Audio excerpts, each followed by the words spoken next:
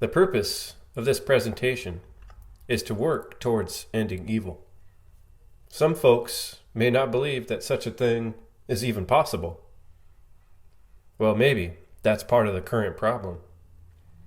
My aim is to impress you about the value of your time on this planet, to shine a light on the most important truths that have been obscured for too long, to give you the information and knowledge necessary to make true change in the world around us, to move human experience away from suffering and grief towards love and joy. Let's begin to work together towards the end of evil. This presentation is meant to be non-dogmatic, non-religious. I'm not trying to tell you any story that you need to believe. I'm not asking for your faith or any faith-based beliefs or assumptions related to religious texts. Or preface: who I am.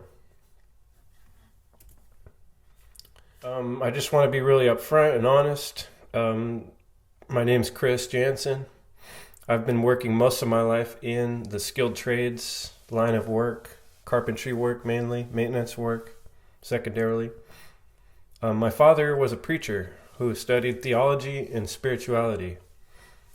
He sparked an interest in me at a very young age, a curiosity and a yearning for knowledge and wisdom, enlightenment. I've always enjoyed puzzles and mentally difficult ones, games involving strategy. I like to use my mind and stretch it out, push it. I have a family of 4. I'm married and I have 2 kids. Currently working in construction as a carpenter foreman, building a house. I'm working on this form of presentation because I feel compelled to share and teach as I would hope others would do in my place if they found themselves realizing the information that I've come across. I'm a philosopher who can't stop asking the big questions, so I've bumped up against all the uncomfortable answers. It would be a lot easier to not share this information. Trust me. I want to give some credit to David Icke. He has a good thing he said regarding responsibility. Accept responsibility for yourself and your actions, thoughts, and words. You alone make choices. You alone are answerable to the consequences of your behavior.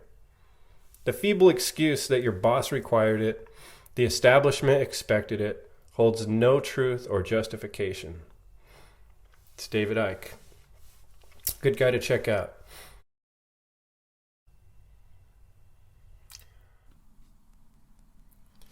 An outline of what is on this presentation. This is part 1 of a larger series. This part 1 is entitled The Preface, Who I Am. The intention of part 1 is to familiarize you with who I am and what I'm trying to accomplish in the larger presentation series I'm going to be creating. The first slide, September 11th, is about my personal experience in relation to that day and that event and how that led me here.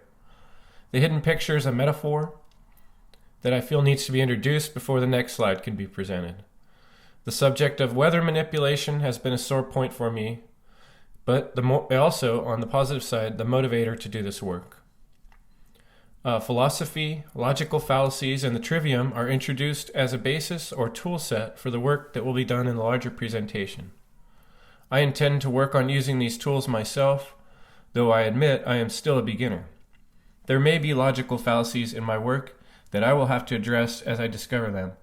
In order to discover them, I have to do the work first. And the last slide will be Thomas Paine quote, who I find very inspirational. So next slide of September 11th, explosions. This really changed the reality, my reality. It took me some time to it really sink in, probably 10 years, but the result is I came to the conclusion that government is run by untrustworthy folks that don't care about America, morality, or its people. And the sad truth is that the inherent lies in this picture and that were sold to the public show that not enough people care about justice or truth. I could show you countless books, articles, documentaries, websites, all explaining why the disaster that happened on September 11th was a complex plot that was contrived, planned, exactly a conspiracy, yes. And the perpetrators are still at large. I know who some of them probably are, but my personal story is that how that became interest to me was when I first got an iPad back in 2012, I believe. And for the first time, I'm looking at this thing like, oh my gosh, I have a crystal ball in front of me. You know, almost any information is accessible. What am I really curious? What is my big question? I thought about it for a couple days and kept coming back this picture in my head of September 11th. And why hasn't anyone raised questions about this? Why hasn't anyone figured out that it obviously wasn't those planes that knocked the buildings down?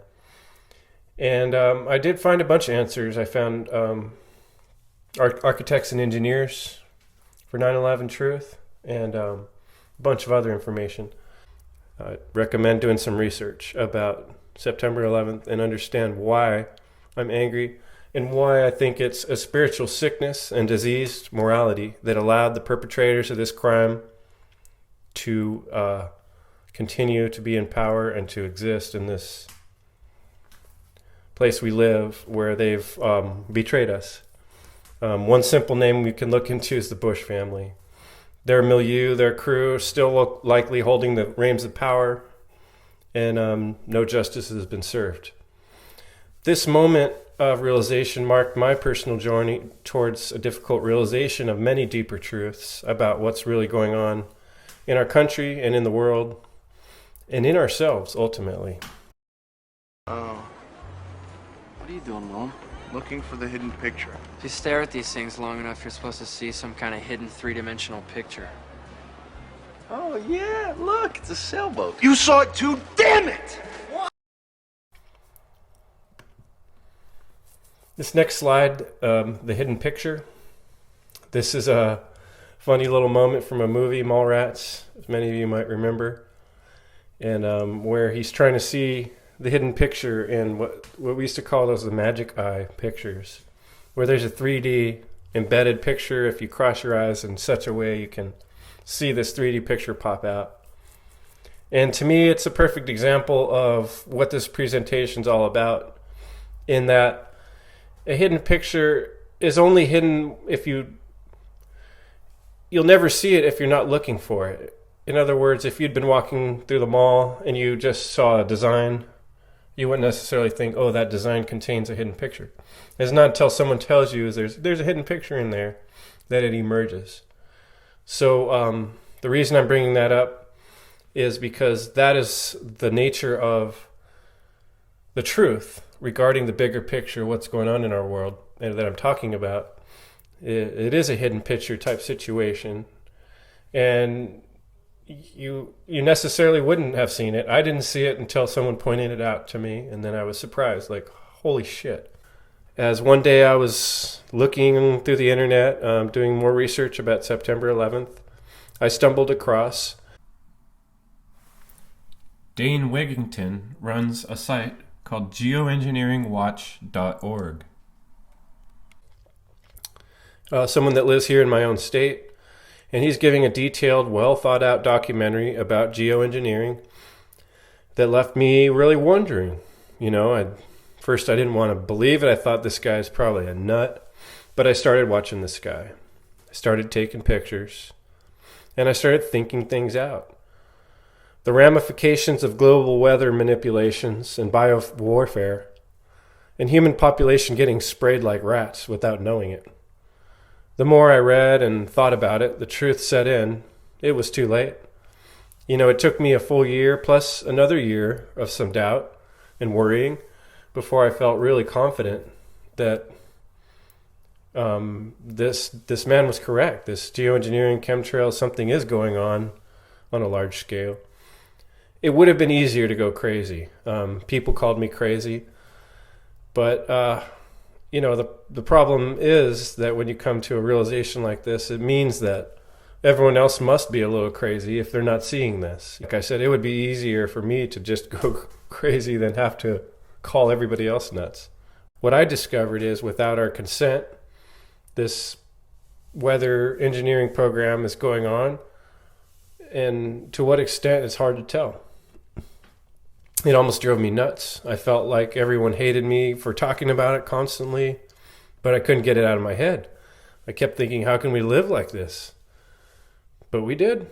I went to bed and got up another day, and I'm not okay with it, but I don't talk about it all the time like I used to. I'm trying to find an appropriate way to bring up some of these problems in such a way that we can fix them, not just complaining about them. So I feel like it's partly my job to continue to remind people the danger inherent in practices such as spraying particles into the skies with planes. It's not good for humans or nature. And it's one more indicator that there is a large evil going on around us in control. And what that means, we're going to get into a better explanation.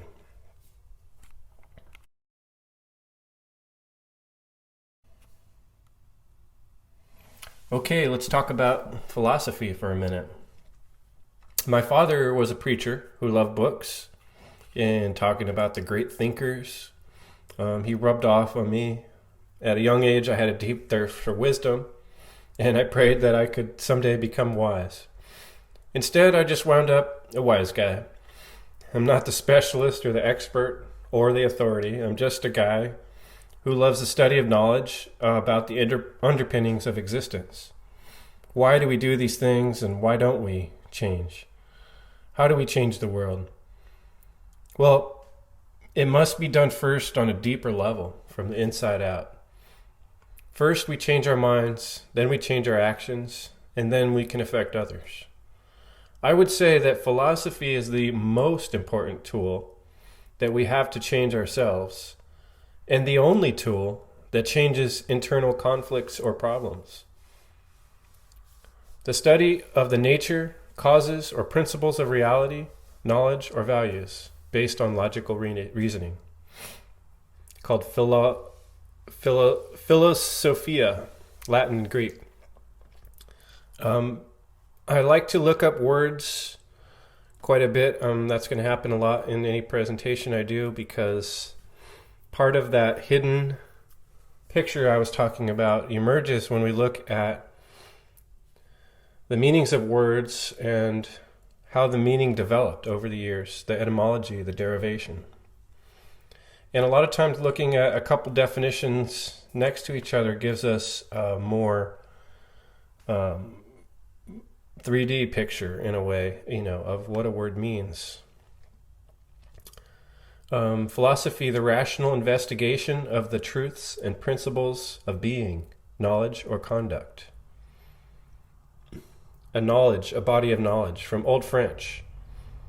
Philosophy or knowledge. Philosophie.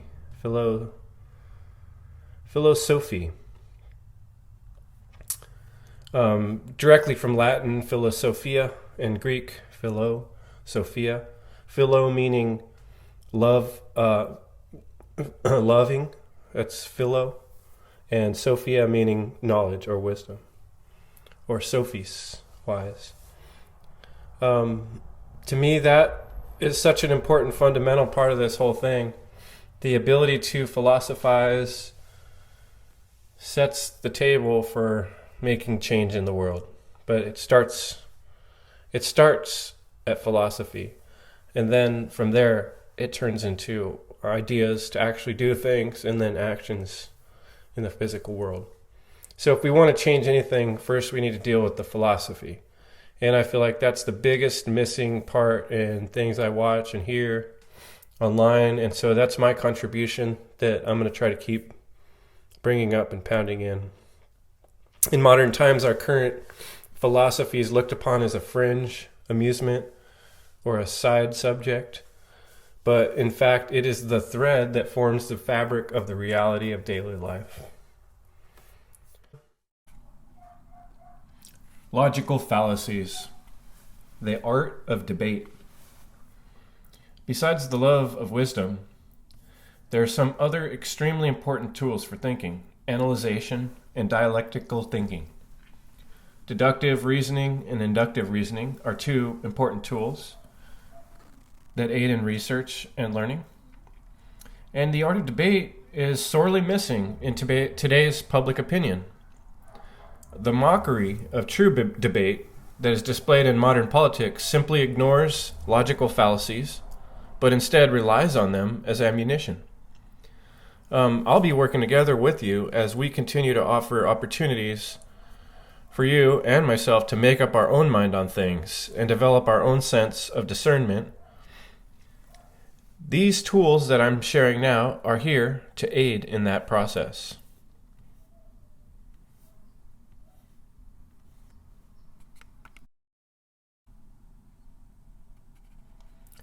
Flawed reasoning leads to fighting rather than learning, because persuasion is in some form of trickery or incomplete thought process. That is kind of the definition that I came up with for logical fallacies. But simple, there's a formal and informal logical fallacies, and this is a list of common informal logical fallacies. Many of the current horrors and evils that are practiced in the world are based on lies or truths that are carefully twisted in such a way that people don't notice. There is truth mixed in with a deadly lie. Like how the politicians will sell you on one thing, then slip something else secretly in the bill. There's also an internal problem, as we do make justifications in our own minds to continue being part of committing harm in various ways. By starting to understand the common logical fallacies and being willing to be corrected, we can have a more clear disagreement that reaches a conclusion where both parties are satisfied. Where is this in current popular social forum or media that has an honorable and polite discussion without name-calling and obvious low blows? Now, I myself admit that I need to have much to learn about logical fallacies, so this will be a later topic. But I'm just bringing it up now as an introduction that there's lots of tools we can use to get through difficult material. Way of thinking established in ancient Greece, meaning where three roads meet. And the three roads are made up of grammar, logic, and rhetoric. Traditionally, the words used to identify the stages of thinking we would go through in order to find truth. Grammar teaches the mechanics of language to the student. Logic, which is also can be called dialectic, an important word we're going to come across again soon. Logic is the mechanics of thought and analysis, the process of identifying fallacious arguments and statements and systematically removing contradictions. Rhetoric is the application of the language in order to instruct and persuade the listener. So another way to describe the trivium is input, processing, and output, like a computer. Data comes in, data gets processed, and then data is displayed or printed out. Modern schools do not teach the trivium, which is the ancient Greek methodology of the threefold process of gathering information, gaining knowledge through discourse, debate, and discernment of truth, and then application of according wisdom and appropriate action. Trivium can be used to gain mastery. Traditionally, the seven liberal arts were known as the trivium, which is the three roads, which I already talked about: grammar, logic, and rhetoric. And then the quadrivium, the four roads, were arithmetic, geometry, music, and astronomy. And this picture here on the lower hand left shows how the combination of putting in like a Venn diagram picture, putting these three things together, grammar, logic, and rhetoric, you get true learning and mastery in the center. And the upper left-hand corner shows an ancient picture also explaining that dynamic where truth is in the center.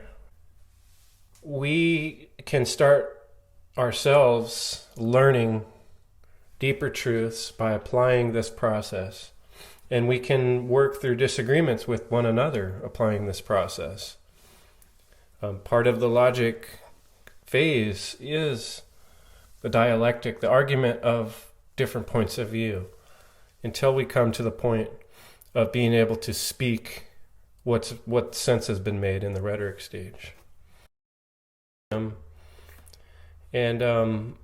think it seems so often that step 2, the processing stage of the trivium, is just passed right by or skipped over.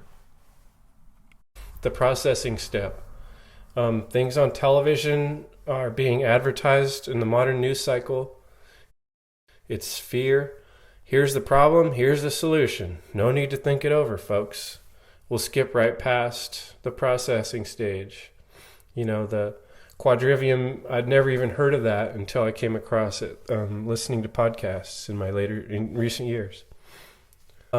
These slides here we're looking at were created by Mark Passio, podcaster from whatonearthishappening.com.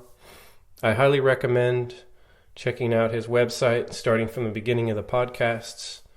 That is, my work here is dedicated to Mark Passio, who exposed me to the information ideas which have so drastically changed my life and perspective. His encouragement and tenacity gave me the courage to bring this work forward to you. Please check out the website, What on Earth is Happening.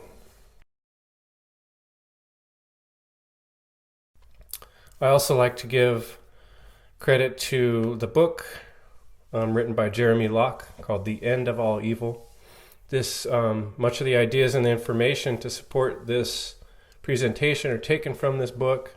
The idea for my title, this book I found out about from Mark Passio, the podcaster I just spoke of. True faith, in my opinion, is the willingness to make a mistake and continue to try again. Being good is living in harmony with natural law, not the laws of man, not based on written in text, not because it's old, not because a lot of other people believe it.